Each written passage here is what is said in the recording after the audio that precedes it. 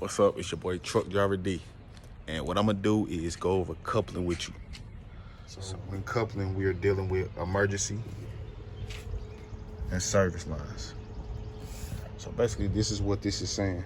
Your emergency is your trailer braking.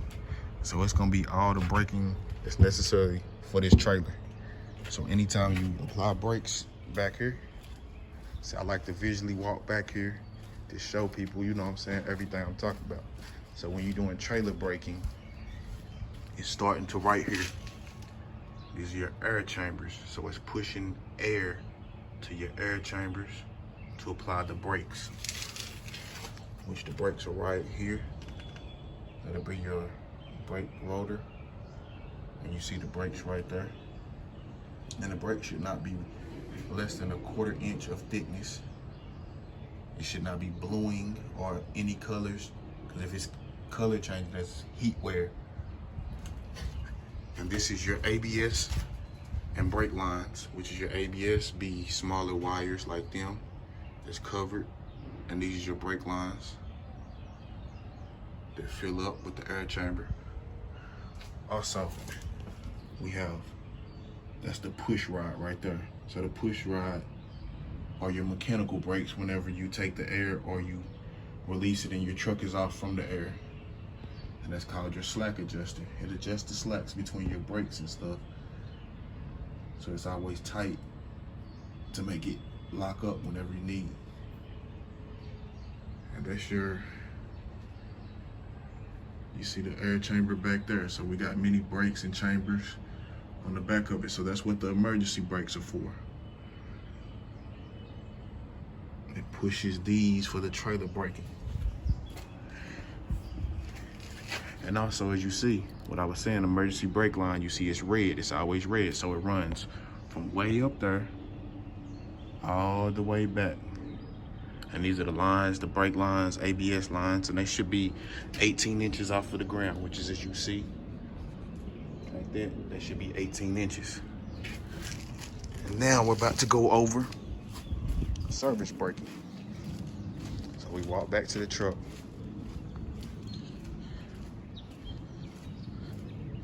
And this is your service brake. Your service brake pertains predominantly towards your tractor. And the brakes don't change. It's almost the same system.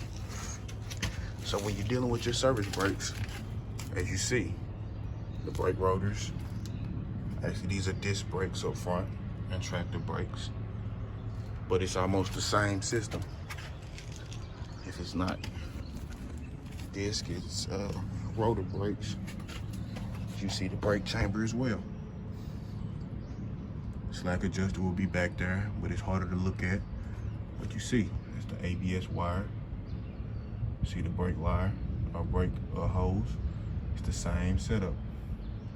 They account for the tractor brakes. It shows you basically an overview of it. And then we got our pigtail, AKA your electric line. This is your pigtail. It always goes in electric. When you're hooking these up, you want to make sure the pigtail is in all the way. No, it's clear of all debris. You want to make sure this latch is latched over that so it will not pop out. And when you're connecting the service line and the emergency line, you hold it at an angle like that, allowing for it to close over and not come out. Make sure there's no debris or anything that's in there that's obstructing the air to get through. Make sure these are not, have no abrasions, bumps, or cuts, which is to the seal, so air would seep out, anything like that. And this is the coupling of the trailer. We call this right here the bulkhead. So basically, when you're trying to attach to the trailer, you want to make sure that your fifth wheel is always at the receiving position, which is your fifth wheel should be aimed kind of like that. Because if it's up like this, you come to the bulkhead, it'll hit like this. If it's up, it'll ram into that and damage your trailer. And you don't want damage to your trailer at all, ever. So the fifth wheel has to be at the receiving position, which it should be looking like this when you're backing up to a trailer to couple up under it. And also when you're coupling, You wanna make sure after you get the trailer in the locking position, this is what we look for. So what we're looking at now, it's called the kingpin. The kingpin is a circular device that's on the bottom of the trailer. And as you see the crossbar, which is, we call it the locking jaw. It's basically like a pin that sticks out like that.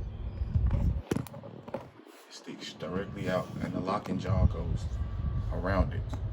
Holds it like this. Just like that in that order.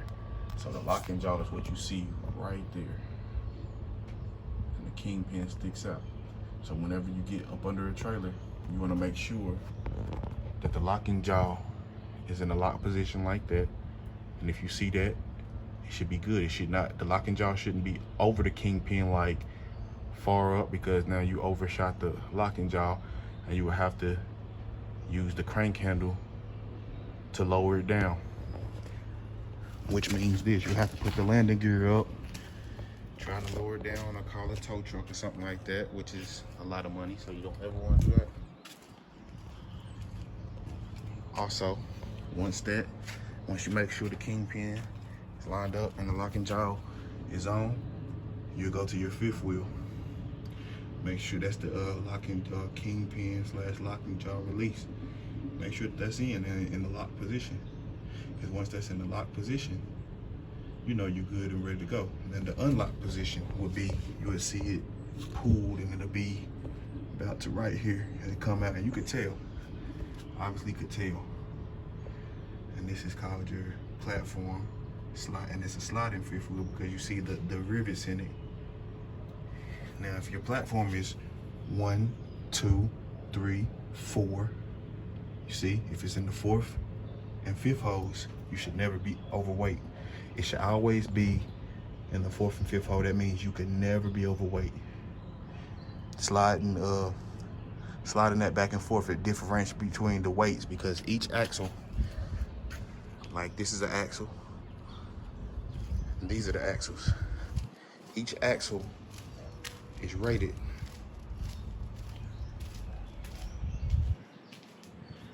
They're weighted to 34,000. So if that's 34,000, it can hold 34,000. That can hold 34,000. And then your front axle, which is drive axle, or your steer, which would be these, that's 12,000. So you put that together, that's the combined weight of the vehicle can hold 80,000 pounds. Anything over that, you're in violation of the bridge law, which will be 40 tons, which is 40 tons is 80,000 pounds. So you wanna make sure the locking jaw is always right there. And basically, that's coupling in a nutshell. It ain't too hard. Just get your hands on it, know the ins and outs of coupling. Make sure your lines, red always goes right. So if them are not color coded on there, you already know. Red, right. Blue, left. Pigtail, you see it runs from the tractor to the trailer. You will always know the pigtail goes in the middle, no matter what. Any trailer you look at, you can go to this trailer right here, empty. You can go to an empty. Same thing. See, they don't have the blue right here, what I was telling you, so you gotta know. Red, right, blue, left. Pigtail, boom. And that's basically coupling in a nutshell. And this is kingpin I was talking about. And the locking jaw goes around. That's exactly what I was explaining. It looks just like this. And a lock around that piece right there. And a lock around that, the locking jaw. And that's coupling in a nutshell. Hope you guys enjoy. Stay tuned. Truck Driver D, signing out.